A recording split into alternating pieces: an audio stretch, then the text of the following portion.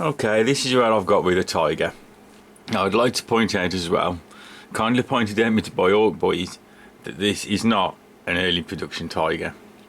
So this come to me from Germany and everything's in Germany, and I just read the first thing on the front because I'm not a tank expert, but this is actually a mid-production Tiger. So cheers for letting me know, Orc Boys. But as I said, I'm not an expert, but I can assure you this is a mid-production Tiger, not an early. Few pointers, I don't exactly know what the difference is. I think there's some extra things on the back on the early one, and I mean the wheels are different from what I've gathered, but that's about as far as I know, because at the end of the day I just find the pictures as I need to and I just paint the buggers. I don't really study them too much, as I do too much diverse stuff to get into one specific thing. I do like tanks, but I'm never going to know the ins and outs of everything about them. I just know that they roll over things, killing them, and they shoot things and kill them. They tend to machine gun things down and kill them.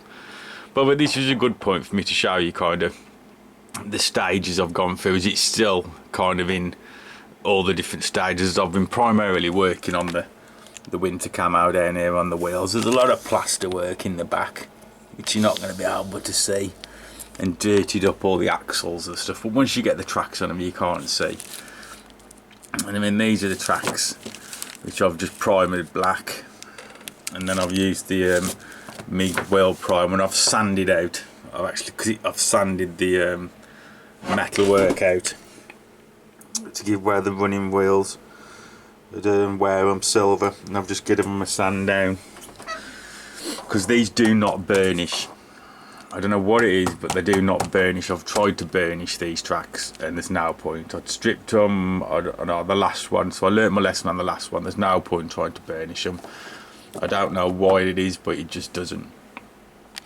I mean, you can see with the process I've followed here. I mean, this is the base coat that I give it, which is I like to use some Tamiya stuff. I mean, that's a Tamiya Hull Red, which is my base coat because it's quite tough. It can take aggressive weathering processes after, so that's usually my base coat. But I have started, I've been a little bit ill lately from certain things, so I've been a little bit more careful with things that have like got a solvent base or anything like chemically.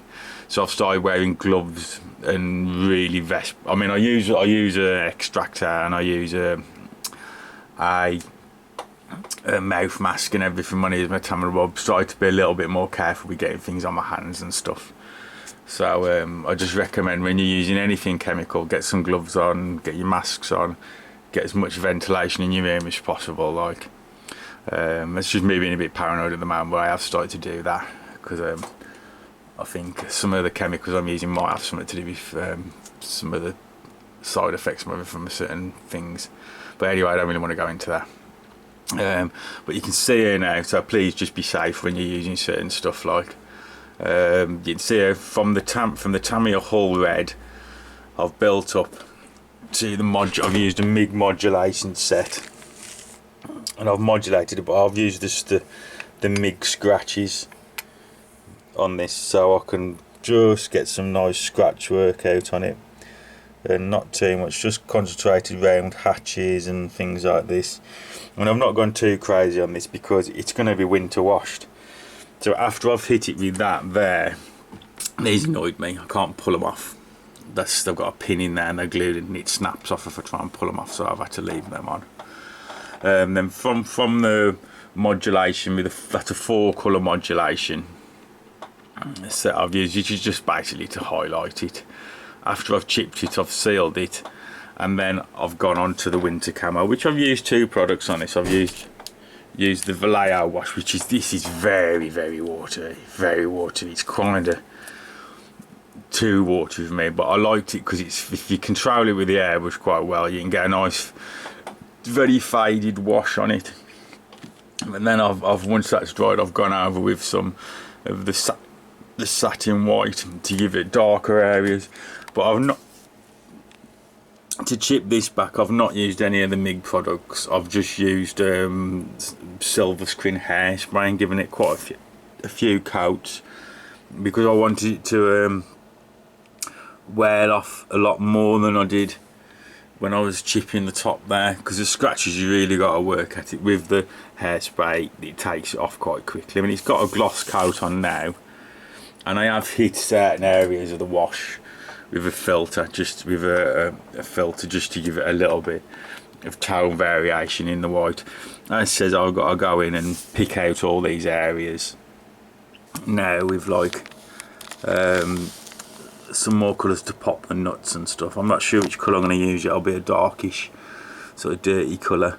As you can see, let me zoom in a bit, all the chipping from the previous one, I've kind of remembered where I'd heavily chipped it, and I've tried to sort of reveal it when I've took off the white. But I've also silver rimmed the wheels as well to get them to look where it's all worn off and stuff. But I think that really shows you like the different stages in action. The base, the modulation with the chipping, and then the further sort of whitewash with the chipping over the top of that. And you can see a little bit easier on the back, look, where I've actually chipped it, and then the white's been chipped through. That little bit's a nightmare, flimsy as anything. All in all, that's about it so far. So peace out folks, and take care.